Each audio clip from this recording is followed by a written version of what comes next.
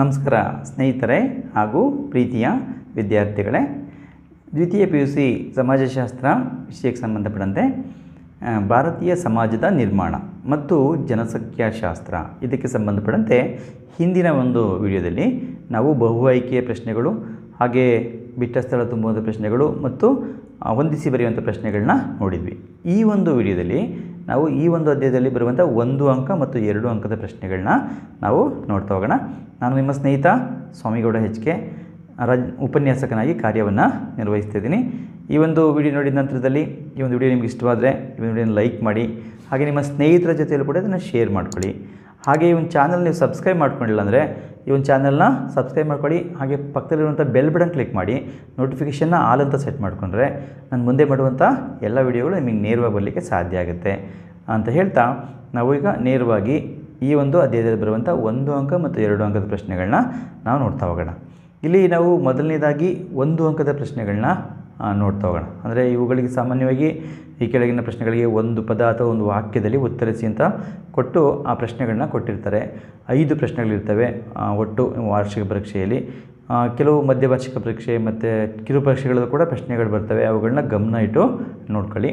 ಇಲ್ಲಿ ನಾನು ಕೊಟ್ಟಿರುವಂಥ ಪ್ರಶ್ನೆಗಳು ನೀವು ಗಮನಿಸಿದಾಗ ಮೊದಲನೇ ಪ್ರಶ್ನೆ, ಡೆಮೋಗ್ರಫಿ ಎಂಬ ಪದದ ವ್ಯುತ್ಪತ್ತಿ ಹೇಗೆ ಬಂದಿದೆ ಆ ಪದ ಅಂತ ನೋಡಿದಾಗ, ಡೆಮೋಗ್ರಫಿ ಎಂಬ ಪದ ಡೆಮಾಸ್ ಮತ್ತು ಗ್ರಾಫೇನ್ ಎಂಬಂಥ 2 ಗ್ರೀಕ್ ಭಾಷೆಯ ಪದಗಳಿಂದ ಬಂದಿರುವಂಥದ್ದು ನಾವು ಕಾಣ್ತೇವೆ. ಅಂದರೆ ಆ ಒಂದು ಭಾಷೆಯ ಪದದಿಂದ ಉತ್ಪತ್ತಿಯಾಗಿದೆ. ಡೆಮಾಸ್ ಅಂತ ಅಂದರೆ ಜನರು ಅಂತ, ಗ್ರಾಫೇನ್ ಅಂತ ಅಂದರೆ ಚಿತ್ರಣ, ಅಂದರೆ ಜನರ ಚಿತ್ರಣ ಅಂತ ಅದು ಅರ್ಥವನ್ನು ಕೊಡುತ್ತೆ. ಹಾಗೆ ಎರಡನೇ ಒಂದು ಪ್ರಶ್ನೆ, BS ಗುಹಾರ್ ರವರ ಪ್ರಕಾರ ಯಾವುದಾದ್ರೂ ಒಂದು ಜನಾಂಗೀಯ ಸಮೂಹವನ್ನು ಹೆಸರಿಸಿ ಅಂತ ಇದೆ. ಇದಕ್ಕೆ ನಾವು ನೋಡಿದಾಗ ಹಲವಾರು ಜನಾಂಗೀಯ ಸಮೂಹಗಳಿದೆ. ಯಾವುದಾದ್ರು ಒಂದನ್ನು ನೀವು ಹೆಸರಿಸಿ ಸಾಕು. ನಿಗ್ರಿಟೋ, ಮಂಗೋಲಾಯ್ಡ್, ನಾರ್ಡಿಕ್, ಮೆಡಿಟರೇನಿಯನರು, ಹಾಗೆ ಪ್ರೋಟೋ ಆಸ್ಟ್ರಲಾಯ್ಡ್ಸ್, ಪಶ್ಚಿಮ ಬ್ರಾಕೆಸೆಫಲರು ಅಂತ ಇದೆ. ಯಾವುದಾದ್ರು ಒಂದನ್ನು ಬರೆದರೆ ಸಾಕು. ಹಾಗೆ ಮೂರನೇ ಪ್ರಶ್ನೆ, ವೈವಿಧ್ಯತೆ ಎಂದರೇನು ಅಂತ ಇದೆ. ಇದಕ್ಕೆ ಉತ್ತರ, ಜನಸಮೂಹಗಳಲ್ಲಿ ಭೌಗೋಳಿಕ, ಧಾರ್ಮಿಕ, ಭಾಷಿಕ ಮತ್ತು ಜನಾಂಗೀಯ ವ್ಯತ್ಯಾಸಗಳು ಕಂಡುಬಂದರೆ ಅದನ್ನು ನಾವು ವೈವಿಧ್ಯತೆ ಅಂತ ಕರಿತೇವೆ. ಹಾಗೆ 4ನೇ ಪ್ರಶ್ನೆ, ಲಿಂಗಾನುಪಾತ ಎಂದರೇನು ಅಂತಿದೆ.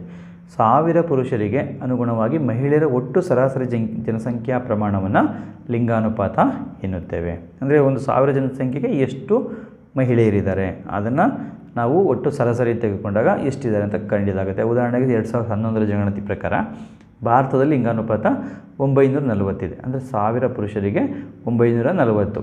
ಹಾಗೆ ಕರ್ನಾಟಕದಲ್ಲಿ 973 ಇರುವಂಥದ್ದು ನಾವು ಹಿಂದೆ ನೋಡಿದ್ದೇವೆ. ಹಾಗೆ 5ನೇ ಪ್ರಶ್ನೆ, TFR ವಿಸ್ತರಿಸಿ ಅಂತಿದೆ. ಇದಕ್ಕೆ ವಿಸ್ತರಿಸಬಾರ್ದಾಗ ಟೋಟಲ್ ಫರ್ಟಿಲಿಟಿ ರೇಟ್ ಅಂತ ಬರೀಬೇಕು, ಅಥವಾ ನೀವು ಒಟ್ಟು ಫಲವಂತಿಕೆಯ ದರ ಅಂತ ಕೂಡ ಬರಿಬೋದು.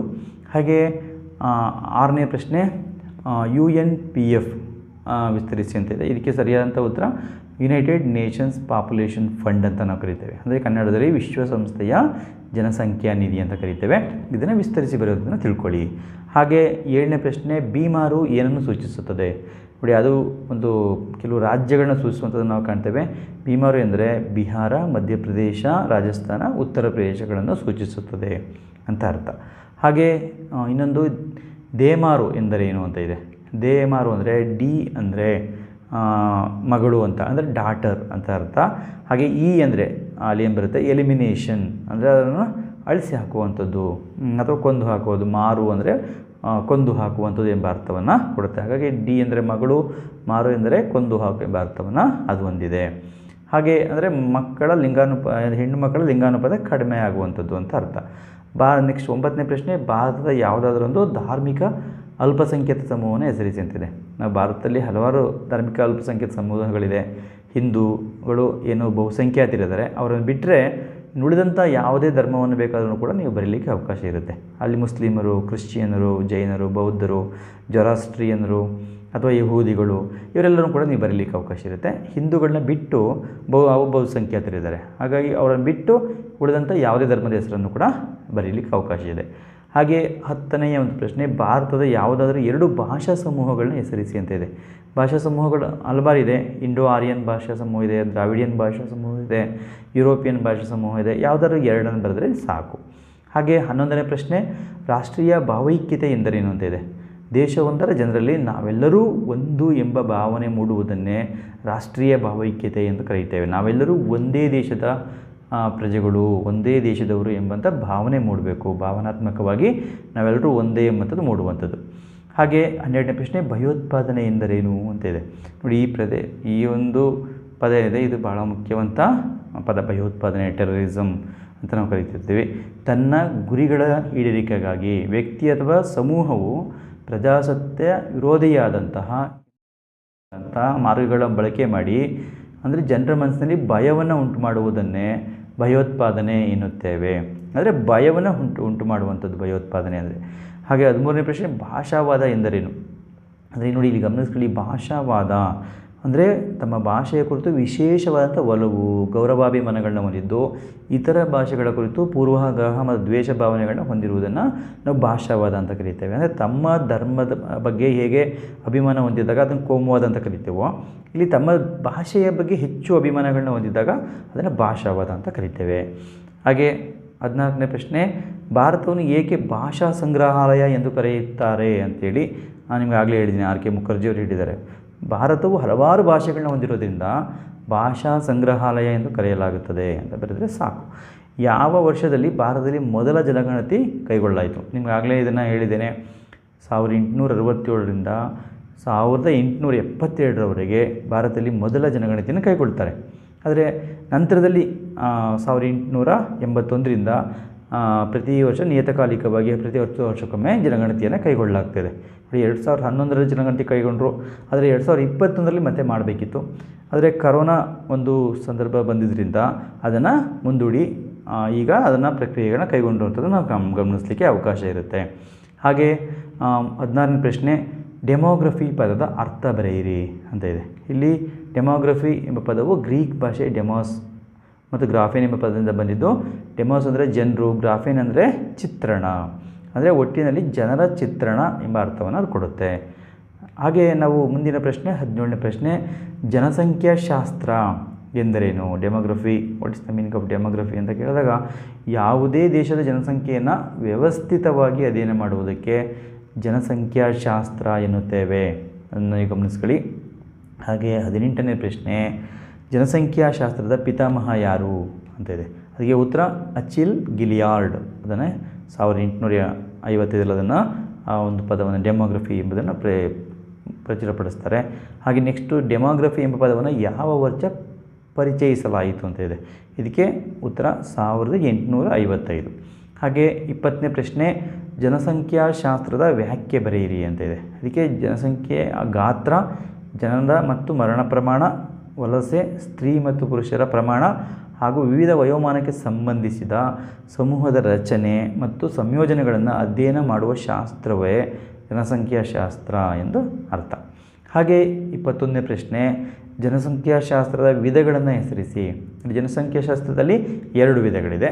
ಅವುಗಳೆಂದರೆ ಒಂದು ಔಪಚಾರಿಕ ಜನಸಂಖ್ಯಾಶಾಸ್ತ್ರ, ಹಾಗೆ ಇನ್ನೊಂದು ಸಾಮಾಜಿಕ ಜನಸಂಖ್ಯಾಶಾಸ್ತ್ರ ಅಂತ ನಾವು ಕರಿತೇವೆ. ಇವುಗಳನ್ನ ಬಹಳ ಮುಖ್ಯ ನೆನಪಿಟ್ಕೋಬೇಕು. ಹಾಗೆ ಇನ್ನೊಂದು 22ನೇ ಪ್ರಶ್ನೆ, ಸಾಮಾಜಿಕ ಜನಸಂಖ್ಯಾಶಾಸ್ತ್ರ ಎಂದರೇನು ಅಂತ ಇದೆ. ಇದಕ್ಕೆ ಉತ್ತರ ಒಂದು ಜನಸಮುದಾಯದ ಸಾಮಾಜಿಕ, ಆರ್ಥಿಕ, ರಾಜಕೀಯ ಅಂಶಗಳನ್ನು ಗುಣಾತ್ಮಕವಾಗಿ ಅಧ್ಯಯನ ಮಾಡುವ ಶಾಸ್ತ್ರವನ್ನೇ ಸಾಮಾಜಿಕ ಜನಸಂಖ್ಯಾಶಾಸ್ತ್ರ ಅಂತ ನಾವು ಕರಿತೇವೆ. ಹಾಗೆ ನೆಕ್ಸ್ಟು ಇನ್ನೊಂದು ನೋಡುವಂಥದ್ದು ಔಪಚಾರಿಕ ಜನಸಂಖ್ಯಾಶಾಸ್ತ್ರ ಎಂದರೇನು. ನೋಡಿ, ಇಲ್ಲಿ ಜನಸಂಖ್ಯೆಯ ಬೆಳವಣಿಗೆಯ ರಚನೆ ಮತ್ತು ಸಂಯೋಜನೆಯನ್ನು ಗಣಿತಶಾಸ್ತ್ರದ ಮೂಲಕ ಅಧ್ಯಯನ ಮಾಡುವುದನ್ನು ಔಪಚಾರಿಕ ಜನಸಂಖ್ಯಾಶಾಸ್ತ್ರ ಎಂದು ಕರೆಯುತ್ತೇವೆ. ಹಾಗೆ 24ನೇ ಪ್ರಶ್ನೆ ನೋಡುವಂಥದ್ದು ಸಾಮಾಜಿಕ ಜನಸಂಖ್ಯಾಶಾಸ್ತ್ರದ ಅಧ್ಯಯನಕ್ಕೆ ಒಂದು ಉದಾಹರಣೆ ಕೊಡಿ ಅಂದಾಗ, ಇಲ್ಲಿ ನಾವು ನೋಡ್ಬೋದು ಜನಗಣತಿ, ಜನರ ಸಮೀಕ್ಷೆ ಇರ್ತವೆ. ಇವೆಲ್ಲವೂ ಕೂಡ ಆ ಒಂದು ಸಾಮಾಜಿಕ ಜನಸಂಖ್ಯಾಶಾಸ್ತ್ರಕ್ಕೆ ಒಂದು ಉದಾಹರಣೆ. ಹಾಗೆ ನೆಕ್ಸ್ಟ್ 25ನೇ ಪ್ರಶ್ನೆ, ಭಾರತದಲ್ಲಿ ಜನಗಣತಿಯು ಯಾವಾಗ ನಿಯಮಿತವಾಗಿ ಆರಂಭ ಆಯಿತು ಅಂತಿದೆ. ಇದಕ್ಕೆ ನಾನು ನಿಮಗೆ ಆಗಲೇ ಉತ್ತರ ಹೇಳಿದೆ. ಭಾರತದಲ್ಲಿ 1881ರಲ್ಲಿ ನಿಯಮಿತವಾಗಿ, ಅಂದರೆ ಪ್ರತಿ 10 ವರ್ಷಕ್ಕೊಮ್ಮೆ ಜನಗಣತಿ ಪ್ರಾರಂಭ ಆಗುತ್ತೆ. ಹಾಗೆ ಮುಂದಿನ ಒಂದು ಪ್ರಶ್ನೆ, ಭಾರತದಲ್ಲಿ ಜನಗಣತಿಯನ್ನು ಎಷ್ಟು ವರ್ಷಗಳಿಗೊಮ್ಮೆ ನಡೆಸಲಾಗುತ್ತದೆ ಅಂತಿದೆ.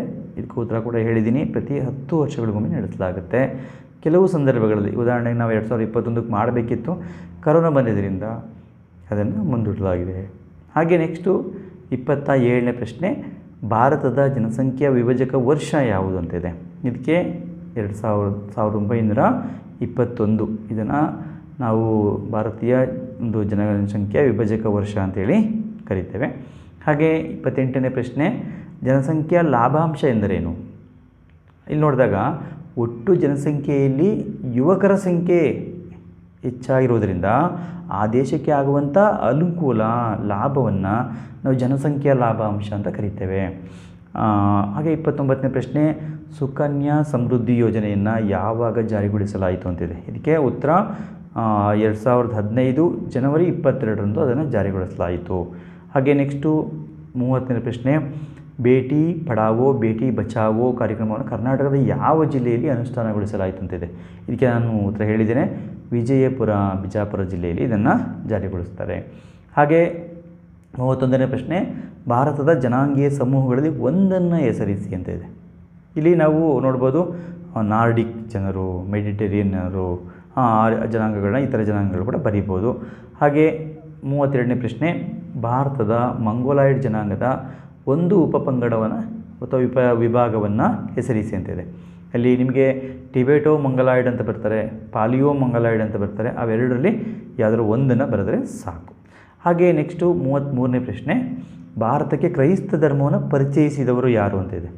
ಇದಕ್ಕೆ ಇಬ್ಬರು ವ್ಯಕ್ತಿಗಳ ಹೆಸರು ನೆನಪಿಟ್ಕೋಬೇಕು, ಸಂತ ಥಾಮಸ್ ಮತ್ತು ಸಂತ ಬಾರ್ತಲೋಮಿಯೋ ಅವರ ಹೆಸರನ್ನು ನೆನಪಿಟ್ಕೋಬೇಕಾಗತ್ತೆ.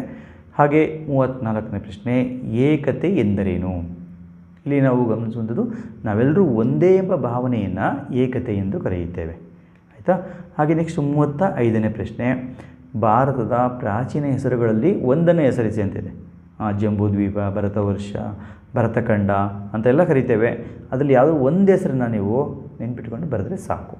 ಅಥವಾ ನಿಮಗೆ ಎಲ್ಲ ಹೆಸರುಗಳು ತಿಳ್ಕೊಂಡಿರೋ ಒಳ್ಳೆಯದು. ಯಾಕೆಂದರೆ ಒಂದೊಂದು ಟೈಮಲ್ಲಿ ಒಂದಿಸಿ ಬರೆಯುವಂಥದ್ದಕ್ಕೆ ಅಥವಾ ಬಿಟ್ಟ ಸ್ಥಳ ತುಂಬುವಂಥ ಪ್ರಶ್ನೆಗಳಿಗೆ, ಬಹು ಆಯ್ಕೆ ಪ್ರಶ್ನೆಗಳಿಗೆ ಯಾವುದಾದ್ರು ಒಂದನ್ನು ಕೊಟ್ಬಿಡ್ತಾರೆ. ಹಾಗಾಗಿ ನೀವು ಎಲ್ಲನೂ ಕೂಡ ನೆನ್ಪಿಟ್ಕೊಂಡಿದ್ರೆ ಉತ್ತಮ. ನೆಕ್ಸ್ಟ್ 36ನೇ ಪ್ರಶ್ನೆ, ಭಾರತದ ಯಾವುದಾದ್ರೂ ಒಂದು ಧಾರ್ಮಿಕ ಸಮುದಾಯವನ್ನು ಹೆಸರಿಸಿ ಅಂತ ಇದೆ. ನಾವು ಹಿಂದೂ, ಮುಸ್ಲಿಂ, ಕ್ರೈಸ್ತ, ಬೌದ್ಧ, ಜೈನ, ಪಾರ್ಸಿ, ಯಹೂದಿ ಯಾವುದಾದ್ರು ಒಂದು ಸಮೂಹವನ್ನು ಹೆಸರಿಸಿ. ಹಾಗೆ 37ನೇ ಪ್ರಶ್ನೆ, ಭಾರತವನ್ನು ಮೊದಲು ಪ್ರವೇಶಿಸಿದ ಯುರೋಪಿಯನ್ ವಸಾಹತುಶಾಹಿ ಯಾವುದು ಅಂತ ಇದೆ. ಇದಕ್ಕೆ ಸರಿಯಾದಂಥ ಉತ್ತರ ಪೋರ್ಚುಗೀಸರು. ಹಾಗೆ ನಾವು ಮುಂದೆ ನೋಡುವಂಥದ್ದು 38ನೇ ಪ್ರಶ್ನೆ, ಮಕ್ಕಳ ಲಿಂಗಾನುಪಾತದಲ್ಲಿ ಕಡಿಮೆ ಇರುವಂಥ ರಾಜ್ಯ ಯಾವುದು ಅಂತಿದೆ. ಇದನ್ನು ತುಂಬ ಸಲ ಹೇಳಿದ್ದೀನಿ ನಿಮಗೆ, ಅದು ಪಂಜಾಬ್ ರಾಜ್ಯ. ಹಾಗೆ 39ನೇ ಪ್ರಶ್ನೆ, ಭಾರತೀಯ ಸಂವಿಧಾನವು ಎಷ್ಟು ಭಾಷೆಗಳನ್ನು ಅಧಿಕೃತ ಭಾಷೆಗಳೆಂದು ಘೋಷಿಸಿದೆ. ನಾವು ಭಾರತೀಯ ಸಂವಿಧಾನ ಏನಿದೆ ಇದು 22 ಭಾಷೆಗಳನ್ನು ಅಧಿಕೃತ ಭಾಷೆಗಳು, ಅಫಿಷಿಯಲ್ ಲ್ಯಾಂಗ್ವೇಜ್ ಅಂತೇಳಿ ಸಂವಿಧಾನದ 8ನೇ ಅನುಸೂಚಿಯಲ್ಲಿ ಘೋಷಣೆ ಮಾಡಿದೆ. ಹಾಗಾಗಿ ಅದನ್ನು ಮುಖ್ಯವಾಗಿ ತಿಳ್ಕೋಬೇಕಾಗುತ್ತೆ.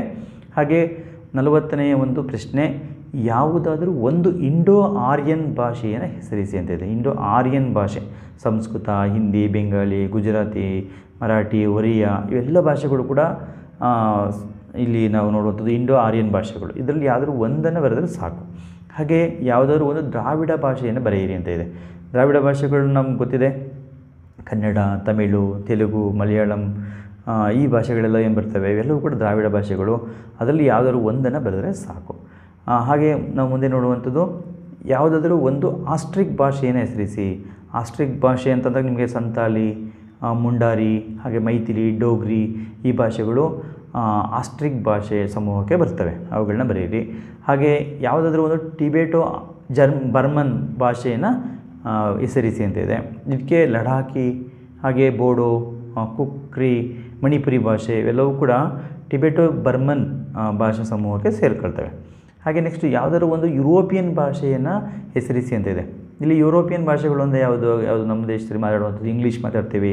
ಹಾಗೆ ಫ್ರೆಂಚ್ ಅವರು ಪಾಂಡಿಚೇರಿಯಲ್ಲಿ ಬಳಸ್ತಾರೆ. ಹಾಗೆ ಡಚ್ ಭಾಷೆಯನ್ನು ಪೋರ್ಚುಗೀಸರು ಅವರು ಗೋವಾ ಭಾಗದಲ್ಲಿ ಬಳಸುವಂಥ ನಾವು ಗಮನಿಸ್ತೇವೆ. ಅವುಗಳನ್ನ ನೆನಪಿಟ್ಕೊಳ್ಳಿ. ಹಾಗೆ 45ನೇ ಪ್ರಶ್ನೆ, 2011ರ ಜನಗಣತಿಯ ಪ್ರಕಾರ ಕರ್ನಾಟಕದ ಒಟ್ಟು ಜನಸಂಖ್ಯೆ ಎಷ್ಟು ಅಂತ ಇದೆ. ಅಲ್ಲಿ ನಿಮಗೆ 6 ಕೋಟಿ 10 ಲಕ್ಷ, ಒಂದು 6.10 ಕೋಟಿ ಅಂತ ಬರೀರಿ ಸಾಕು. ಅಷ್ಟು ಜನಸಂಖ್ಯೆನ ಹೊಂದಿದೆ. ಹಾಗೆ ಪೂರ್ತಿ ಬೇಕಾದ್ರೆ ನೀವು ಬರೀಬೋದು. ಹಾಗೆ 46ನೇ ಪ್ರಶ್ನೆ, 2011ರ ಜನಗಣತಿ ಪ್ರಕಾರ ಕರ್ನಾಟಕದ ಲಿಂಗಾನುಪಾತ ಎಷ್ಟು? ಆಗಲೇ ಹೇಳಿದ್ದೀನಿ, 973 ಸಾವಿರ ಪುರುಷರಿಗೆ ಹೆಣ್ಣು ಮಕ್ಕಳ ಸಂಖ್ಯೆ 973 ಇರುವಂಥದ್ದನ್ನು ಗಮನಿಸ್ತೇವೆ. ಹಾಗೆ 47ನೇ ಪ್ರಶ್ನೆ, 2011ರ ಜನಗಣತಿ ಪ್ರಕಾರ ಕರ್ನಾಟಕದ ಯಾವ ಜಿಲ್ಲೆ ಹೆಚ್ಚು ಜನಭರಿತವಾಗಿದೆ? ನಾನು ಈಗಾಗಲೇ ಹೇಳಿದ್ದೀನಿ, ಬೆಂಗಳೂರು ಇದು ಹೆಚ್ಚು ಜನಸಾಂದ್ರತೆಯನ್ನು ಹೊಂದಿರುವಂಥ ಜಿಲ್ಲೆ. ಹಾಗೆ 48ನೇ ಪ್ರಶ್ನೆ, 2011ರ ಜನಗಣತಿಯ ಪ್ರಕಾರ ಕರ್ನಾಟಕದ ಯಾವ ಜಿಲ್ಲೆಯಲ್ಲಿ ಹೆಚ್ಚು ಲಿಂಗಾನುಪಾತವಿದೆ ಅಂತಂದಾಗ ಅದಕ್ಕೆ ಉಡುಪಿ ಜಿಲ್ಲೆ ಇದು ಸರಿಯಾದಂಥ ಉತ್ತರ ಆಗಿದೆ. ಹಾಗೆ ಇನ್ನೊಂದು ಪ್ರಶ್ನೆ, 2011ರ ಜನಗಣತಿ ಪ್ರಕಾರ ಕರ್ನಾಟಕದ ಯಾವ ಜಿಲ್ಲೆಯಲ್ಲಿ ಕಡಿಮೆ ಲಿಂಗಾನುಪಾತ ಇದೆ ಅಂದಾಗ ಅದಕ್ಕೆ ಸರಿಯಾದಂಥ ಉತ್ತರ ಬೆಂಗಳೂರು, ಇಲ್ಲಿ ಕಡಿಮೆ ಲಿಂಗಾನುಪಾತ ಇದೆ. ಹಾಗೆ 50ನೇ ಪ್ರಶ್ನೆ, 2011ರ ಜನಗಣತಿಯ ಪ್ರಕಾರ ಕರ್ನಾಟಕದ ಯಾವ ಜಿಲ್ಲೆಯು ಹೆಚ್ಚು ಸಾಕ್ಷರತೆಯನ್ನು ಹೊಂದಿದೆ ಅಂದಾಗ ದಕ್ಷಿಣ ಕನ್ನಡ ಜಿಲ್ಲೆ ಹೆಚ್ಚು ಸಾಕ್ಷರತೆಯನ್ನು ಹೊಂದಿರುವಂಥ ಕಾಣ್ತೇವೆ.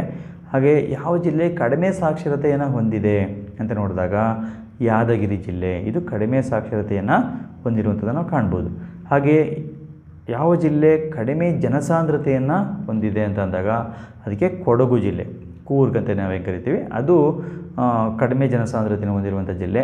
ಹಾಗೆ ಕರ್ನಾಟಕದ ಯಾವ ಜಿಲ್ಲೆಯಲ್ಲಿ ಪರಿಶಿಷ್ಟ ಜಾತಿ ಸಂಖ್ಯೆ ಹೆಚ್ಚಾಗಿದೆ, ಪರಿಶಿಷ್ಟ ಜಾತಿಯ ಸಂಖ್ಯೆ ಹೆಚ್ಚಾಗಿದೆ ಅಂತಂದಾಗ ಕೋಲಾರ ಜಿಲ್ಲೆಯಲ್ಲಿ ಹೆಚ್ಚು ಪರಿಶಿಷ್ಟ ಜಾತಿಯ ಜನಸಂಖ್ಯೆ ಇರುವಂಥದ್ದು ನಾವು ಕಾಣ್ತೀವಿ. ಹಾಗೆ ಯಾವ ಒಂದು ಜಿಲ್ಲೆಯಲ್ಲಿ ಪರಿಶಿಷ್ಟ ಪಂಗಡಗಳ ಸಂಖ್ಯೆ ಹೆಚ್ಚಾಗಿದೆ ಅಂದಾಗ ರಾಯಚೂರು ಜಿಲ್ಲೆಯಲ್ಲಿ ಹೆಚ್ಚು ಪರಿಶಿಷ್ಟ ಪಂಗಡ ST ಸಮುದಾಯಕ್ಕೆ ಸೇರಿದವರು ಇರುವಂಥದ್ದನ್ನು ನಾವು ಕಾಣ್ತೇವೆ. ಹಾಗೆ ಭಾರತದಲ್ಲಿ ಜನಸಂಖ್ಯಾ ನೀತಿಯನ್ನು ನಾವೇನು ನ್ಯಾಷನಲ್ ಪಾಪ್ಯುಲೇಷನ್ ಪಾಲಿಸಿಯನ್ನು ಯಾವಾಗ ಅಳವಡಿಸ್ಕೊಂಡಿದ್ದು ಅಂತ ಕೇಳಿದಾಗ 1952ರಲ್ಲಿ ಅದನ್ನು ಅಳವಡಿಸ್ಕೊಳ್ಳಲಾಗುತ್ತೆ. ಹಾಗೆ ನಾವು 56ನೇ ಪ್ರಶ್ನೆ ನೋಡಿದಾಗ ಕುಟುಂಬ ಯೋಜನೆಯನ್ನು ಕುಟುಂಬ ಕಲ್ಯಾಣ ಯೋಜನೆ ಎಂದು ಯಾವಾಗ ಮರುನಾಮಕರಣ ಮಾಡಲಾಯಿತು ಅಂತಿದೆ. ಇದು ನಮಗೆ ಆಗಲೇ ಹೇಳಿದ್ದೀನಿ 1977ರಲ್ಲಿ. ಹಾಗೆ 57ನೇ ಪ್ರಶ್ನೆ, TFR ಅಂತ ಏನಂದರೆ ವಿಸ್ತರಿಸಿ ಬರೆಯಿರಿ ಅಂತ ಹೇಳಿದಾಗ ಟೋಟಲ್ ಫರ್ಟಿಲಿಟಿ ರೇಟ್ ಅಂತ ಕರೀತೇವೆ, ಒಟ್ಟು ಫಲವಂತಿಕೆಯ ದರ ಅಂತ ಕನ್ನಡದಲ್ಲಿ ನಾವು ಅದನ್ನು ಹೇಳ್ತೇವೆ, ಅದನ್ನು ಬರೀಬೇಕಾಗುತ್ತೆ. ಹಾಗೆ 58ನೇ ಪ್ರಶ್ನೆ, ಹಿಂದೂ ಪದವನ್ನು ಮೊದಲು ಬಳಸಿದವರು ಯಾರು? ಇದನ್ನು ನಾವು ನೋಡಿದಾಗ ಸರಿಯಾದಂಥ ಉತ್ತರ ಅರಬ್ಬರು. ಹಾಗೆ 59ನೇ ಪ್ರಶ್ನೆ, ಭಾರತ ಸರ್ಕಾರವು ಯಾವ ವರ್ಷ ಕನ್ನಡ ಭಾಷೆಯನ್ನು ಶಾಸ್ತ್ರೀಯ ಭಾಷೆ ಎಂದು ಘೋಷಿಸಿತು? ಇದಕ್ಕೆ ಸರಿಯಾದಂಥ ಉತ್ತರ 2008 ಸರಿಯಾದಂಥ ಉತ್ತರ ಆಗಿದೆ. ಹಾಗೆ 60ನೇ ಪ್ರಶ್ನೆ, UNPF ವಿಸ್ತರಿಸಿ ಅಂತಿದೆ. ಇದಕ್ಕೆ ಉತ್ತರ ಯುನೈಟೆಡ್ ನೇಷನ್ಸ್ ಪಾಪ್ಯುಲೇಷನ್ ಫಂಡ್, ಕನ್ನಡದಲ್ಲಿ ನಾವು ವಿಶ್ವಸಂಸ್ಥೆಯ ಜನಸಂಖ್ಯಾ ನಿಧಿ ಅಂತ ಕರೀತೇವೆ. ಹಾಗೆ ನಾವು 61ನೇ ಪ್ರಶ್ನೆ ನೋಡಿದಾಗ ಡಿಮಾರು ಏನನ್ನು ಸೂಚಿಸುತ್ತದೆ? ಅದನ್ನು ನಿಮಗೆ ಆಗಲೇ ನಾನು ಹೇಳಿದ್ದೀನಿ. ಡಿಮಾರು ಹೆಣ್ಣು ಮಕ್ಕಳ ಕಡಿಮೆ ಲಿಂಗಾನುಪಾತವನ್ನು ಸೂಚಿಸಲಿಕ್ಕೆ, ಡಿ ಅಂತಂದರೆ ಏನು ಡಾಟರ್ ಅಂದರೆ ಎಲಿಮಿನೇಷನ್ ಮಾಡಿ, ಅಂದರೆ ಮಾರು ಅಂದರೆ ಕೊಂದು ಹಾಕು ಅಂತೇಳಿ ಅರ್ಥವನ್ನು, ಅಂದರೆ ಕಡಿಮೆ ಲಿಂಗಾನುಪಾತವನ್ನು ಸೂಚಿಸುತ್ತೆ ಅಂತ ಅರ್ಥ. ಹಾಗೆ ಡಿಮಾರು ಎಂದರೆ ಏನು ಅಂತ ಇದೆ. ಡಿಮಾರು ಎಂದರೆ ಮಗಳು, ಮಾರು ಎಂದರೆ ಕೊಂದು ಹಾಕು ಎಂಬ ಅರ್ಥವನ್ನು ಅದು ಹೊಂದಿದೆ. ಹಾಗೆ ಏಷ್ಯಾದ ಉಪಖಂಡ ಎಂದು ಯಾವ ದೇಶವನ್ನು ಪರಿಗಣಿಸಲಾಗಿದೆ ಅಂದಾಗ ಅದಕ್ಕೆ ಸರಿಯಾದಂಥ ಉತ್ತರ ಭಾರತ ದೇಶ. ಹಾಗೆ 64ನೇ ಪ್ರಶ್ನೆ, ಭಾರತದಲ್ಲಿ ಪ್ರತ್ಯೇಕ ರಾಷ್ಟ್ರಕ್ಕಾಗಿ ಬೇಡಿಕೆ ಇಟ್ಟ ಮೊದಲ ಸಮುದಾಯ ಯಾವುದು? ನೋಡಿ, ಇದಕ್ಕೆ ಉತ್ತರ ತಮಿಳು ಸಮುದಾಯ. ಇದು ಮದ್ರಾಸ್ ಪ್ರಾಂತ್ಯದಲ್ಲಿ ತಮಿಳು ಸಮುದಾಯ ಏನಿತ್ತು, ಭಾರತದಲ್ಲಿ ಪ್ರತ್ಯೇಕ ರಾಜ್ಯಕ್ಕಾಗಿ ಬೇಡಿಕೆ ಇಟ್ಟ ಮೊದಲ ಸಮುದಾಯ ಇದು ಗಮನಿಸ್ಕೊಳ್ಳಿ. ನೆಕ್ಸ್ಟ್ ನಾವು ನೋಡುವಂಥದ್ದು 2 ಅಂಕದ ಪ್ರಶ್ನೆಗಳು. ಸಾಮಾನ್ಯವಾಗಿ ಇವನ್ನು 5ನೇ ಒಂದು ವಿಭಾಗದಲ್ಲಿ ಕೇಳಲಾಗುತ್ತೆ. ಕೆಳಗಿನ ಪ್ರಶ್ನೆಗಳಿಗೆ 2-3 ವಾಕ್ಯಗಳಲ್ಲಿ ಉತ್ತರಿಸಿ ಅಂತ ಇರ್ತವೆ. ಇವುಗಳು ಕೂಡ ಬಹಳ ಮುಖ್ಯವಾಗಿ ನಾವು ಗಮನಿಸ್ಕೋಬೇಕಾಗುತ್ತೆ. ಜನಸಂಖ್ಯಾಶಾಸ್ತ್ರದ 2 ವಿಧಗಳನ್ನು ಹೆಸರಿಸಿ ಅಂತಿದೆ. ಈಗಾಗಲೇ ನಿಮಗೆ ಹೇಳಿದ್ದೀನಿ, ಔಪಚಾರಿಕ ಜನಸಂಖ್ಯಾಶಾಸ್ತ್ರ, ಸಾಮಾಜಿಕ ಜನಸಂಖ್ಯಾಶಾಸ್ತ್ರ. ಹಾಗೆ 2ನೇ ಪ್ರಶ್ನೆ, ದ್ರಾವಿಡ ಭಾಷೆಗಳನ್ನು ಹೆಸರಿಸಿ ಅಂತ ಇದೆ. ತಮಿಳು, ಕನ್ನಡ, ತೆಲುಗು, ಮಲಯಾಳಂ ಯಾವುದಾದ್ರು 2 ಬರೆದರೆ ಆಯಿತು. ಹಾಗೆ ಪ್ರಾಂತೀಯವಾದ ಎಂದರೇನು ಅಂತಿದೆ. ಅಂದರೆ ಒಂದು ಪ್ರದೇಶದ ಜನರು ತಮ್ಮ ಪ್ರದೇಶದ ಕುರಿತು ಹೊಂದಿರುವ ಅತಿಯಾದ ಕಾಳಜಿಯನ್ನು ಪ್ರಾಂತೀಯವಾದ ಎನ್ನುತ್ತೇವೆ. ಹಾಗೆ 4ನೇ ಒಂದು ಪ್ರಶ್ನೆ, ಆರ್ಯನೀಕರಣ ಪ್ರಕ್ರಿಯೆಯಲ್ಲಿದ್ದ 2 ತೊಡಕುಗಳನ್ನು ಹೆಸರಿಸಿ ಅಂತಿದೆ. ಆರ್ಯನೀಕರಣ ಪ್ರಕ್ರಿಯೆಯಲ್ಲಿ ಒಂದು ವಿಲೀನಕ್ಕೆ ಬುಡಕಟ್ಟು ವರ್ಗಗಳ ವಿರೋಧ, ಅಂದರೆ ಆರ್ಯರ ಜೊತೆ ವಿಲೀನಕ್ಕೆ ಆ ಸಮುದಾಯಗಳು ವಿರೋಧ ವ್ಯಕ್ತಪಡಿಸಿದ್ದು. ಹಾಗೆ 2ನೇದಾಗಿ ಪ್ರಬಲ ಸಮುದಾಯಗಳ ಒಂದು ವಿರೋಧ ವ್ಯಕ್ತಪಡಿಸ್ತವೆ. ಹಾಗೆ 3ನೇದಾಗಿ ನಂತರ ವಲಸೆ ಬಂದವರ ಒಂದು ಸಮಸ್ಯೆಗಳಿರುತ್ತೆ, ವಿಲೀನದ ಸಮಸ್ಯೆಗಳಿದೆ, ಅವುಗಳು ಪ್ರಮುಖವಂಥ ತೊಡಕುಗಳು. ಹಾಗೆ 5ನೇ ಪ್ರಶ್ನೆ, ಲಿಂಗಾನುಪಾತ ಇಳಿಮುಖವಾಗಲು ಕಾರಣವಾದಂಥ 2 ಅಂಶಗಳನ್ನು ಬರೀರಿ ಅಂತಿದೆ. ಅದಕ್ಕೆ 4 ಅಂಶಗಳು ಕೊಟ್ಟಿದ್ದೇನೆ, ಗಮನಿಸ್ಕೊಳ್ಳಿ. ಯಾವುದಾದ್ರು 2 ಬರೆದ್ರೆ ಸಾಕು.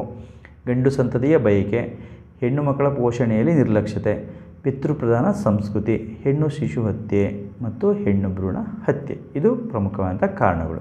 ಹಾಗೆ ಕೋಮುವಾದ ಎಂದರೇನು ಅಂತ ಬಂದಾಗ, ಒಂದು ಧರ್ಮ ಅಥವಾ ಗುಂಪಿಗೆ ಸೇರಿದ ಜನರು ತಮ್ಮ ಧರ್ಮದ ಬಗ್ಗೆ, ತಮ್ಮ ಧರ್ಮವೇ ಶ್ರೇಷ್ಠ ಎಂದು ಭಾವಿಸಿ ಮತ್ತೊಂದು ಧರ್ಮದ ಜನರು ವಿರುದ್ಧ ಹೊಂದಿರುವ ದ್ವೇಷ ಭಾವನೆಯನ್ನು ಅಥವಾ ಪ್ರವೃತ್ತಿಯನ್ನು ನಾವು ಕೋಮುವಾದ ಎನ್ನುತ್ತೇವೆ. 7ನೇ ಪ್ರಶ್ನೆ, ಜನಸಂಖ್ಯೆಯ ಲಾಭಾಂಶ ಎಂದರೇನು? ಇದನ್ನು 1 ಅಂಕದ ಪ್ರಶ್ನೆಗಳಲ್ಲಿ ಹೇಳಿದ್ದೇನೆ, ಗಮನ ಇಟ್ಕೊಳ್ಳಿ. ಒಂದು ದೇಶದ ಒಟ್ಟು ಜನಸಂಖ್ಯೆಯಲ್ಲಿ ಯುವಕರ ಸಂಖ್ಯೆ ಹೆಚ್ಚಾಗಿರುವುದರಿಂದ ಆ ದೇಶಕ್ಕೆ ದೊರೆಯಬಹುದಾದಂಥ ಲಾಭ ಅಥವಾ ಅನುಕೂಲಕರವಾದಂಥ ವಾತಾವರಣವನ್ನೇ ಜನಸಂಖ್ಯೆಯ ಲಾಭಾಂಶ ಎನ್ನುತ್ತೇವೆ.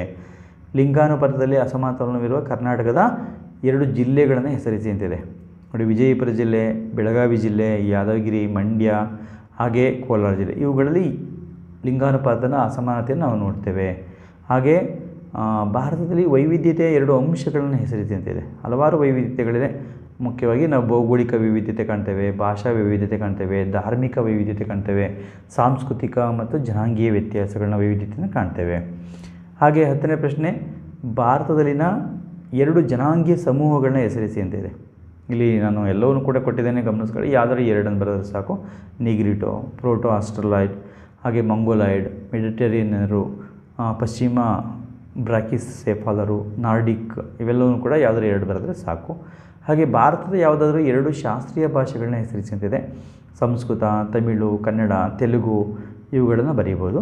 ಹಾಗೆ 12ನೇ ಒಂದು ಪ್ರಶ್ನೆ, ಕ್ರೈಸ್ತರಲ್ಲಿರುವ 2 ಪಂಗಡಗಳನ್ನು ಹೆಸರಿಸಿ ಅಂತಿದೆ. ಕ್ಯಾಥೋಲಿಕರು ಮತ್ತು ಪ್ರೊಟೆಸ್ಟೆಂಟರು, ಅದನ್ನು ಬರೀಬೇಕು. ಹಾಗೆ ರಾಷ್ಟ್ರೀಯ ಭಾವೈಕ್ಯತೆಯನ್ನು 2 ಸವಾಲುಗಳನ್ನ ಬರೀರಿ ಅಂತ ಇದೆ. ಇದಕ್ಕೆ ಪ್ರಾಂತೀಯವಾದ, ಕೋಮುವಾದ, ಭಾಷಾವಾದ, ಭಯೋತ್ಪಾದನೆ ಇವೆಲ್ಲವೂ ಕೂಡ ರಾಷ್ಟ್ರೀಯ ಭಾವೈಕ್ಯತೆಗೆ ಸವಾಲುಗಳಾಗಿದೆ.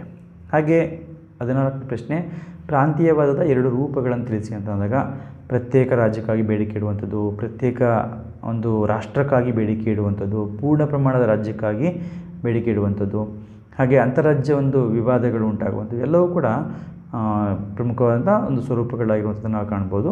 ಹಾಗೆ ಮಂಗೋಲಾಯ್ಡ್ ಜನಾಂಗದ 2 ಉಪಪಂಗಡಗಳನ್ನ ಹೆಸರಿಸಿ ಅಂತಿದೆ. ಇದಕ್ಕೆ ಪಾಲಿಯೋ ಮಂಗೋಲಾಯ್ಡ್ ಹಾಗೆ ಟಿಬೇಟೋ ಮಂಗೋಲಾಯ್ಡ್ ಇವೆರಡೂ ಕೂಡ ಮಂಗೋಲಾಯ್ಡ್ ಜನಾಂಗದ ಪ್ರಮುಖವಾದಂಥ ಉಪಪಂಗಡಗಳು. ಹಾಗೆ ಆರ್ಯನೀಕರಣ ಪ್ರಕ್ರಿಯೆ ಎಂದರೇನು ಅಂತಿದೆ. ಇದಕ್ಕೆ ಆರ್ಯರ ವಿಚಾರ, ಆಚಾರಗಳಿರ್ತವೆ, ಸಂಪ್ರದಾಯಗಳು, ನಂಬಿಕೆಗಳು, ಮೌಲ್ಯಗಳು ಹಾಗೂ ಆದರ್ಶಗಳನ್ನು ಆರ್ಯರಲ್ಲದವರು ಅನುಕರಣೆ ಮಾಡುವಂತೆ ಮಾಡುವುದಕ್ಕೆ ಆರ್ಯಾನೀಕರಣ ಎಂದು ಕರೆಯುತ್ತೇವೆ. ಇದು ನೆನ್ಪಿಟ್ಕೊಳ್ಳಿ. ಹಾಗೆ ಭಾರತವನ್ನು ಬಹುವಿಧ ಸಮಾಜ ಎಂದು ಏಕೆ ಕರೆಯಲಾಗುತ್ತದೆ ಅಂತ ಇದೆ ನೋಡಿ. ಭಾರತದಲ್ಲಿ ವಿಭಿನ್ನವಾದಂಥ ಜನಾಂಗ, ಧರ್ಮ, ಭಾಷೆ, ಜಾತಿ, ಮತ, ಪಂಥ ಹಾಗೆ ಜನಸಮೂಹ ವಾಸಿಸುತ್ತಿದ್ದು ಇವರ ನಂಬಿಕೆ, ಆಚರಣೆ, ಆಹಾರ, ಉಡುಗೆ ತೊಡುಗೆಗಳಲ್ಲಿ ವೈವಿಧ್ಯತೆ ಕಂಡುಬರುವುದರಿಂದ ಭಾರತವನ್ನು ಬಹುವಿಧ ಸಮಾಜ ಎಂದು ಕರೆಯುತ್ತೇವೆ. ಹಾಗೆ ಭಾಷಾವಾದ ಎಂದರೇನು, ಇದನ್ನಾಗಲೇ ಹೇಳಿದೆ. ತಮ್ಮ ಭಾಷೆಯ ಕುರಿತು ಆ ಭಾಷೆಯ ಜನರು ಹೊಂದಿರುವ ಅತಿಯಾದ ಒಲವು, ಅಭಿಮಾನವನ್ನು ಭಾಷಾವಾದ ಎಂದು ಕರೆಯುತ್ತೇವೆ. ಹಾಗೆ ಪ್ರಾಂತೀಯವಾದ ಅಂದರೆ ತಮ್ಮ ಪ್ರದೇಶದ ಕುರಿತು ಅಲ್ಲಿಯ ಜನರು ಹೊಂದಿರುವ ಅತಿಯಾದ ಕಾಳಜಿನ ಪ್ರಾಂತೀಯವಾದ ಎಂದು ಕರೆಯುತ್ತೇವೆ. ಯಾವುದಾದ್ರು 2 ದ್ರಾವಿಡ ಭಾಷೆಗಳನ್ನ ಹೆಸರಿಸಿ ಅಂದಾಗ ಕನ್ನಡ, ತಮಿಳು, ತೆಲುಗು, ಮಲಯಾಳಂ ಇವುಗಳು. ಹಾಗೆ ಯಾವುದಾದ್ರೂ 2 ಇಂಡೋ ಆರ್ಯನ್ ಭಾಷೆಗಳನ್ನು ತಿಳಿಸಿದಾಗ ಸಂಸ್ಕೃತ, ಹಿಂದಿ, ಮರಾಠಿ, ಒರಿಯಾ, ಬೆಂಗಾಳಿ, ಪಂಜಾಬಿ, ಅಸ್ಸಾಮಿ. ಹಾಗೆ ಯಾವುದಾದ್ರೂ ಟಿಬೇಟು, ಆ ಬರ್ಮನ್ ಭಾಷೆಗಳನ್ನ ಹೆಸರಿಸಿ ಅಂದಾಗ ಮಣಿಪುರಿ, ಬೋಡೋ, ಲಡಾಖಿ, ಕುಕ್ರಿ ಇವುಗಳು. ಹಾಗೆ ಯಾವುದಾದ್ರೂ 2 ಅಸ್ಟ್ರಿಕ್ ಭಾಷೆಗಳನ್ನು ಹೆಸರಿಸಿ ಅಂದಾಗ ಮುಂಡಾರಿ, ಸಂತಾಲಿ, ಮೈಥಿಲಿ, ಡೋಗ್ರಿ ಈ ಭಾಷೆಗಳನ್ನ ಬರೀಬೇಕಾಗತ್ತೆ. ಹಾಗೆ 24ನೇ ಪ್ರಶ್ನೆ, ಭಾರತೀಯ ಸಮಾಜದ ಮೇಲೆ ಗಾಢವಾದ ಪ್ರಭಾವ ಬೀರಿದ ಮಹಾಕಾವ್ಯಗಳು ಯಾವುವು ಅಂತಿದೆ. ಇದು ತುಂಬ ಸುಲಭವಾದ ಪ್ರಶ್ನೆ, ರಾಮಾಯಣ ಮತ್ತು ಮಹಾಭಾರತ. ಹಾಗೆ 25ನೇ ಪ್ರಶ್ನೆ, ಆರ್ಯರ ಕಾಲದಲ್ಲಿದ್ದ ವರ್ಣಗಳನ್ನು ಹೆಸರಿಸಿ ಅಂತಿದೆ. ಆರ್ಯರ ಕಾಲದ ವರ್ಣಗಳು ಮುಖ್ಯವಾಗಿ 4 ಇದ್ದವು: ರಾಜನ್ಯ, ಬ್ರಾಹ್ಮಣರು, ವೈಶ್ಯರು, ಶೂದ್ರರು. ಹಾಗೆ 26ನೇ ಪ್ರಶ್ನೆ, ಹಿಂದೂ ಧರ್ಮದ ಪಂಥಗಳನ್ನು ಹೆಸರಿಸಿ ಅಂತಿದೆ. ಶೈವರು, ವೈಷ್ಣವರು ಮತ್ತು ಶಾಕ್ತರು ಅವು 3. ಹಾಗೆ ಇಸ್ಲಾಂ ಧರ್ಮದ ಪಂಥಗಳನ್ನು ಹೆಸರಿಸಿ ಅಂತಿದೆ. ಅದಕ್ಕೆ ಶಿಯಾ ಮತ್ತು ಸುನ್ನಿ. ಕ್ರೈಸ್ತ ಧರ್ಮದ ಪಂಥಗಳನ್ನ ಹೆಸರಿಸಿ ಅಂತಿದೆ. ಪ್ರೊಟೆಸ್ಟೆಂಟರು, ಕ್ಯಾಥೋಲಿಕರು, ಅದನ್ನಾಗಲೇ ನಿಮಗೆ ಹೇಳಿದ್ದೀನಿ. ಜೈನ ಧರ್ಮದ ಪಂಥಗಳು ಶ್ವೇತಾಂಬರ, ದಿಗಂಬರರು. ಹಾಗೆ 30ನೇ ಪ್ರಶ್ನೆ, ಬೌದ್ಧ ಧರ್ಮದ ಪಂಥಗಳು ಹೀನಾಯಾನ ಮತ್ತು ಮಹಾಯಾನ. ಹಾಗೆ ವಿವಿಧತೆ ಎಂದರೇನು ಅಂತ ಇದೆ. ಇದನ್ನಾಗಲೇ ನಿಮಗೆ ಸ್ವಲ್ಪ ವಿಸ್ತಾರವಾಗಿ ಹೇಳಿದೆ. ಜನಸಮೂಹದಲ್ಲಿ ಭೌಗೋಳಿಕ, ಧಾರ್ಮಿಕ, ಭಾಷಿಕ, ಜನಾಂಗೀಯ ವ್ಯತ್ಯಾಸಗಳು ಕಂಡುಬಂದರೆ ಅದನ್ನು ವೈವಿಧ್ಯತೆ ಎನ್ನಲಾಗುತ್ತದೆ. ಹಾಗೆ 32ನೇ ಪ್ರಶ್ನೆ, ಭಾರತವನ್ನು ಏಷ್ಯಾದ ಉಪಖಂಡ ಎಂದು ಯಾಕೆ ಕರೆಯಲಾಗುತ್ತದೆ ಅಂತಿದೆ.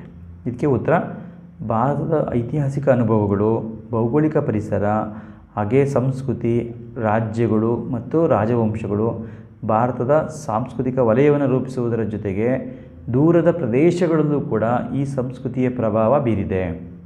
ಆದ್ದರಿಂದಲೇ ಭಾರತವನ್ನು ಏಷ್ಯಾದ ಉಪಖಂಡ ಎಂದು ಕರೆಯಲಾಗುತ್ತದೆ. ಹಾಗೆ 33ನೇ ಪ್ರಶ್ನೆ, ಯಾವುದಾದರೂ ಎರಡು ಶಾಸ್ತ್ರೀಯ ಭಾಷೆಗಳನ್ನ ಹೆಸರಿಸಿ ಅಂತ ನಿಮಗೆ ಆಗಲೇ ಹೇಳಿದ್ದೀನಿ, ಸಂಸ್ಕೃತ, ಕನ್ನಡ, ತಮಿಳು. ಹಾಗೆ ಪ್ರಾಂತೀಯವಾದದ ಎರಡು ಪರಿಣಾಮಗಳನ್ನ ತಿಳಿಸಿ. ಪ್ರಾಂತೀಯವಾದದ ಎರಡು ಪರಿಣಾಮಗಳಂದರೆ ಪ್ರತ್ಯೇಕ ರಾಜ್ಯಕ್ಕಾಗಿ ಬೇಡಿಕೆ ಇಡುವಂಥದ್ದು, ಹಾಗೆ ಪ್ರತ್ಯೇಕ ರಾಷ್ಟ್ರಕ್ಕಾಗಿ ಬೇಡಿಕೆ ಇಡುವಂಥದ್ದು, ಪೂರ್ಣ ಪ್ರಮಾಣದ ರಾಜ್ಯಕ್ಕಾಗಿ ಬೇಡಿಕೆ, ಹಾಗೆ ಅಂತಾರಾಜ್ಯ ವಿವಾದಗಳಿಗೆ ಕಾರಣ ಆಗುತ್ತೆ, ಪರಿಣಾಮ ಬೀರ್ತವೆ. ಹಾಗೆ 35ನೇ ಪ್ರಶ್ನೆ, ರಾಮ್ ಅಹೂಜಾ ಅವರ ಪ್ರಕಾರ ಭಾರತದಲ್ಲಿ ಕಂಡುಬರುವ ಉಗ್ರವಾದದ 4 ಪ್ರಕಾರಗಳನ್ನ ತಿಳಿಸಿ ಅಂತಿದೆ. ಇದಕ್ಕೆ ನಮಗೆ 4 ಪ್ರಕಾರಗಳು ನೋಡಿದಾಗ ಪಂಜಾಬ್ನಲ್ಲಿ ಖಲಿಸ್ತಾನದ ಉಗ್ರವಾದ, ಕಾಶ್ಮೀರದಲ್ಲಿ ಪ್ರತ್ಯೇಕತಾವಾದಿ ಉಗ್ರವಾದ, ಪಶ್ಚಿಮ ಬಂಗಾಳ, ಬಿಹಾರ, ಮಧ್ಯಪ್ರದೇಶ, ಆಂಧ್ರ ಪ್ರದೇಶಗಳಲ್ಲಿ ನಕ್ಸಲ್ವಾದ, ಹಾಗೆ ಅಸ್ಸಾಂನಲ್ಲಿ ಉಲ್ಫಾ ಉಗ್ರಗಾಮಿಗಳನ್ನ ನಾವು ಕಾಣ್ತೇವೆ. ಅವುಗಳನ್ನ ಬರೀಬೇಕಾಗುತ್ತೆ. ಹಾಗೆ ನಾವು 36ನೇ ಪ್ರಶ್ನೆ, ರಾಷ್ಟ್ರೀಯ ಭಾವೈಕ್ಯತೆಗೆ ಸವಾಲಾಗಿರುವ 2 ಅಂಶಗಳನ್ನು ತಿಳಿಸಿ ಅಂತಿದೆ. ಇದಕ್ಕೆ ಭಾಷಾವಾದ, ಪ್ರಾಂತೀಯವಾದ, ಕೋಮುವಾದ, ಉಗ್ರವಾದ, ಭಯೋತ್ಪಾದನೆ ಇವೆಲ್ಲವೂ ಕೂಡ ಅವು ಪ್ರಮುಖವಂಥ ಒಂದು ತೊಡಕುಗಳು. ಹಾಗೆ 37ನೇ ಪ್ರಶ್ನೆ, ರಾಷ್ಟ್ರೀಯ ಭಾವೈಕ್ಯತೆಯನ್ನು ಬಲಪಡಿಸಲು ಯಾವುದಾದ್ರೂ 2 ಸಲಹೆಗಳನ್ನ ಕೊಡಿ ಅಂತ ಇದೆ. ಇದಕ್ಕೆ ಮೊದಲನೇದಾಗಿ ವಿದ್ಯಾರ್ಥಿಗಳಲ್ಲಿ ರಾಷ್ಟ್ರಭಕ್ತಿ, ರಾಷ್ಟ್ರನಿಷ್ಠೆಯನ್ನು ಬೆಳೆಸುವಂಥ ಕಾರ್ಯಕ್ರಮಗಳನ್ನ ಹಮ್ಮಿಕೊಳ್ಬೇಕು. ಹಾಗೆ ಪಠ್ಯಕ್ರಮಗಳಲ್ಲಿ ರಾಷ್ಟ್ರೀಯ ನಾಯಕರುಗಳ ಜೀವನ ಚರಿತ್ರೆಯನ್ನು ಅಳವಡಿಸುವಂಥದ್ದು, ಹಾಗೆ ಸಾಂಸ್ಕೃತಿಕ ಮತ್ತು ಸಹಪಾಠ್ಯ ಚಟುವಟಿಕೆಗಳ ಮೂಲಕ ದೇಶಭಕ್ತಿ ವಿಚಾರಗಳನ್ನು ತಿಳಿಯಪಡಿಸುವಂಥದ್ದು ಬಹಳ ಮುಖ್ಯ. ಹಾಗೆ 38ನೇ ಪ್ರಶ್ನೆ, ಅವಲಂಬನಾ ಅನುಪಾತ ಎಂದರೇನು ಅಂತ ಇದೆ. ಇದಕ್ಕೆ 0ಯಿಂದ 14 ವರ್ಷದ ಒಟ್ಟು ಜನಸಂಖ್ಯೆ ಮತ್ತು 65 ವರ್ಷ ಮೇಲ್ಪಟ್ಟದ ಒಟ್ಟು ಜನಸಂಖ್ಯೆಯನ್ನು 15ರಿಂದ 65 ವರ್ಷದ ವಯೋಮಾನದ ಸರಾಸರಿ ಅನುಪಾತವನ್ನು ಕಂಡುಹಿಡಿದಾಗ ಅದನ್ನು ಅವಲಂಬನಾ ಅನುಪಾತ ಅಂತ ಕರೀತೇವೆ. ಹಾಗೆ ಭಾರತದಲ್ಲಿ ಜನಸಂಖ್ಯಾ ಲಾಭಾಂಶವನ್ನು ಹೇಗೆ ಪಡೆಯಬಹುದು ಅಂದಾಗ ಯುವಕರಿಗೆ ಸೂಕ್ತ ಶಿಕ್ಷಣವನ್ನು, ಉದ್ಯೋಗ ನೀಡುವ ಮೂಲಕ ಜನಸಂಖ್ಯೆಯ ಲಾಭವನ್ನು ಪಡೆಯಬಹುದು. ಹಾಗೆ ಯುವ ಕಾರ್ಮಿಕರ ಪಡೆಯನ್ನು ಸೃಷ್ಟಿ ಮಾಡುವ ಮೂಲಕ ಕೈಗಾರಿಕೆಗಳಲ್ಲಿ ಲಾಭವನ್ನು ಪಡೆಯಲಿಕ್ಕೆ ಅವಕಾಶ ಇರುತ್ತೆ. ಹಾಗೆ ಇನ್ನೊಂದು ಅಂಶ ಅಂತಂದರೆ ಭಾರತದಲ್ಲಿ ಮಕ್ಕಳ ಲಿಂಗಾನುಪಾತ ಕಡಿಮೆಯಾಗಲು 2 ಕಾರಣಗಳನ್ನ ತಿಳಿಸಿ ಅಂತ ಅಂದಾಗ ನಾವು ಗಮನಿಸ್ಬೋದು. ಗಂಡು ಸಂತತಿಯ ಬಯಕೆ, ಹಾಗೆ ಹೆಣ್ಣು ಮಕ್ಕಳ ಪೋಷಣೆಯಲ್ಲಿ ನಿರ್ಲಕ್ಷ್ಯತೆ, ಹಾಗೆ ಹೆಣ್ಣು ಶಿಶುವಿನ ಹಾಗೆ ಹೆಣ್ಣು ಭ್ರೂಣ ಹತ್ಯೆ, ಪಿತೃಪ್ರಧಾನ ಸಂಸ್ಕೃತಿ ಏನಿದೆ ಇದು ಭಾರತ ಲಿಂಗಾನುಪಾತ ಕಡಿಮೆ ಆಗಲಿಕ್ಕೆ ಕಾರಣ. ಹಾಗೆ ರಾಷ್ಟ್ರೀಯ ಭಾವೈಕ್ಯತೆಯ ವ್ಯಾಖ್ಯೆಯನ್ನು ಬರೆಯಿರಿ ಅಂತ ಇದೆ. ಇದಕ್ಕೆ ಬೆಂಜಮಿನ್ ಅವರ ಪ್ರಕಾರ ರಾಷ್ಟ್ರೀಯ ಭಾವೈಕ್ಯತೆಯು ದೇಶವೊಂದರ ಸಮಸ್ತ ಜನರು ಒಂದು ಸಾಮಾನ್ಯ ಅನನ್ಯತೆಯೊಂದಿಗೆ ಸಾಂಘೀಕರಣಗೊಳ್ಳುವಿಕೆಯಾಗಿದೆ ಎಂದು ಅಭಿಪ್ರಾಯಪಟ್ಟಿದ್ದಾರೆ. ಅವರು ವ್ಯಾಖ್ಯಾನ ಮಾಡಿದ್ದಾರೆ ಆ ರೀತಿ. ಹಾಗೆ 42ನೇ ಪ್ರಶ್ನೆ, ಜನಸಂಖ್ಯಾಶಾಸ್ತ್ರ ಎಂದರೇನು ಅಂತ ಇದೆ. ಒಂದು ದೇಶದ ಜನಸಂಖ್ಯೆಯ ಗಾತ್ರ, ಜನನ ಪ್ರಮಾಣ, ಮರಣ ಪ್ರಮಾಣ, ವಲಸೆ, ಸ್ತ್ರೀ ಪುರುಷರ ಸಾಪೇಕ್ಷ ಪ್ರಮಾಣ, ವಯೋರಚನೆ, ಹಾಗೆ ಜನಸಂಖ್ಯೆಯ ರಚನೆ ಮತ್ತು ಸಂಯೋಜನೆಗಳಲ್ಲಿ ಕುರಿತು ವ್ಯವಸ್ಥಿತವಾಗಿ ಅಧ್ಯಯನ ಮಾಡುವಂಥದ್ದನ್ನೇ ಜನಸಂಖ್ಯಾಶಾಸ್ತ್ರ ಎನ್ನುತ್ತೇವೆ. ಹಾಗೆ 43ನೇ ಪ್ರಶ್ನೆ, ರಾಷ್ಟ್ರೀಯ ಭಾವೈಕ್ಯತೆಯ 2 ಲಕ್ಷಣಗಳನ್ನ ತಿಳಿಸಿ ಅಂತಿದೆ. ಇದಕ್ಕೆ 2 ಲಕ್ಷಣಗಳು, ಜನರಲ್ಲಿ ನಾವು ಒಂದು ಎಂಬಂಥ ಭಾವನೆ ಇರುತ್ತದೆ, ಹಾಗೆ ವಿಭಜಕ ಶಕ್ತಿಯನ್ನು ದೂರೀಕರಿಸುತ್ತದೆ, ಹಾಗೆ 3ನೇದಾಗಿ ರಾಷ್ಟ್ರನಿಷ್ಠೆಯ ಭಾವನೆ ಇರುತ್ತದೆ. ಅಂಶಗಳನ್ನು ತಿಳ್ಕೊಳ್ಳಿ. ಹಾಗೆ 44ನೇ ಪ್ರಶ್ನೆ, ಅಜ್ಲಾಪರು ಎಂದರೆ ಯಾರು ಅಂತ ಇದೆ. ಅದಕ್ಕೆ ಉತ್ತರ, ಹಿಂದೂ ಕೆಳಜಾತಿಗಳಿಂದ ಇಸ್ಲಾಂ ಧರ್ಮಕ್ಕೆ ಮತಾಂತರಗೊಂಡವರನ್ನು ಅಜ್ಲಾಫರು ಎನ್ನುವರು ಅಥವಾ ಎನ್ನುತ್ತೇವೆ ಅಂತ ಬರೀಬೇಕು. ಹಾಗೆ 45ನೇ ಪ್ರಶ್ನೆ, ಲಿಂಗಾನುಪಾತ ಅಸಮತೋಲನವಿರುವಂಥ ಕರ್ನಾಟಕದ 2 ಜಿಲ್ಲೆಗಳನ್ನು ಹೆಸರಿಸಿ ಅಂತಿದೆ. ಇದಕ್ಕೆ ಉತ್ತರ, ವಿಜಯಪುರ, ಬೆಳಗಾವಿ, ಯಾದಗಿರಿ, ಮಂಡ್ಯ, ಕೋಲಾರ ಈ ಜಿಲ್ಲೆಗಳನ್ನು ಗಮನಿಸ್ತೀವಿ. ಹಾಗೆ 46ನೇ ಪ್ರಶ್ನೆ, ಭಾರತದಲ್ಲಿ ಅತಿ ಕಡಿಮೆ ಮಕ್ಕಳ ಲಿಂಗಾನುಪಾತ ಹೊಂದಿದ 2 ರಾಜ್ಯಗಳನ್ನ ಹೆಸರಿಸಿ ಅಂತಿದೆ. ಇದಕ್ಕೆ ಪಂಜಾಬ್, ಹರಿಯಾಣ, ಚಂಡೀಗಢ ಈ ಒಂದು ರಾಜ್ಯಗಳಲ್ಲಿ ಕಡಿಮೆ ಲಿಂಗಾನುಪಾತ ಇರುವಂಥದ್ದನ್ನು ನಾವು ಕಾಣ್ತೇವೆ. ಅದರಲ್ಲಿ ಹೆಚ್ಚು ಜಾಸ್ತಿ ಇರುವಂಥದ್ದು ಪಂಜಾಬಲ್ಲಿ. ಇನ್ನು ಇತರ ರಾಜ್ಯಗಳನ್ನ ಕೂಡ ಬರೀಲಿಕ್ಕೆ ಅವಕಾಶ ಇರುತ್ತೆ. ಈ ರೀತಿ 1 ಮತ್ತು 2 ಅಂಕದ ಪ್ರಶ್ನೆಗಳನ್ನ ನಾವು ನೋಡಿದ್ವಿ. ಈ ಒಂದು ಪ್ರಶ್ನೆಗಳನ್ನ ಸರಿಯಾದ ರೀತಿಯಲ್ಲಿ ಬರ್ಕೊಂಡು ನೀವು ಅಭ್ಯಾಸ ಮಾಡಿದಾಗ ಎಲ್ಲ ಪ್ರಶ್ನೆಗಳಿಗೆ ಕೂಡ ಉತ್ತರವನ್ನು ಬರಲಿಕ್ಕೆ ಸಾಧ್ಯ ಆಗುತ್ತೆ. ಈ ಒಂದು ವಿಡಿಯೋನ ಕೊನೆ ತನಕ ನೋಡಿದ್ದಕ್ಕಾಗಿ ಧನ್ಯವಾದಗಳು. ಹಾಗೆ ಈ ಒಂದು ವಿಡಿಯೋ ನಿಮಗೆ ಇಷ್ಟವಾಗಿದ್ದರೆ ಈ ಒಂದು ವಿಡಿಯೋನ ಲೈಕ್ ಮಾಡಿ, ಹಾಗೆ ನಿಮ್ಮ ಸ್ನೇಹಿತರ ಜೊತೆಲಿ ಕೂಡ ಇದನ್ನು ಶೇರ್ ಮಾಡ್ಕೊಳ್ಳಿ. ಹಾಗೆ ಈ ಒಂದು ಚಾನಲ್ ನೀವು ಸಬ್ಸ್ಕ್ರೈಬ್ ಮಾಡ್ಕೊಂಡಿಲ್ಲ ಅಂತಂದರೆ ಈ ಒಂದು ಚಾನಲ್ನ ಸಬ್ಸ್ಕ್ರೈಬ್ ಮಾಡ್ಕೊಳ್ಳಿ. ಹಾಗೆ ಪಕ್ಕದಲ್ಲಿರುವಂಥ ಬೆಲ್ ಬಟನ್ ಕ್ಲಿಕ್ ಮಾಡೋ ಮೂಲಕ ನೋಟಿಫಿಕೇಷನ್ನ ಆಲ್ ಅಂತ ಸೆಟ್ ಮಾಡಿಕೊಂಡ್ರೆ ನಾನು ಮುಂದೆ ಮಾಡುವಂಥ ಎಲ್ಲ ವಿಡಿಯೋಗಳು ನಿಮಗೆ ನೇರವಾಗಿ ಬರಲಿಕ್ಕೆ ಸಾಧ್ಯ ಆಗುತ್ತೆ ಅಂತ ಹೇಳ್ತಾ ಈ ಒಂದು ವಿಡಿಯೋನ ಕೊನೆ ತನಕ ನೋಡಿದ್ದಕ್ಕಾಗಿ ಧನ್ಯವಾದಗಳು. ಮುಂದಿನ ಒಂದು ವಿಡಿಯೋದಲ್ಲಿ ನಾವು ಅಧ್ಯಾಯ 2ರಲ್ಲಿ ಬರುವಂಥ ಪ್ರಶ್ನೋತ್ತರಗಳೇನಿದೆ ಅವುಗಳನ್ನು ನಾನು ನಿಮ್ಮ ಮುಂದೆ ತೆಗೆದುಕೊಂಡು ಬರ್ತೀನಿ ಅಂತ ಹೇಳ್ತಾ ಧನ್ಯವಾದಗಳು. ನಮಸ್ಕಾರ.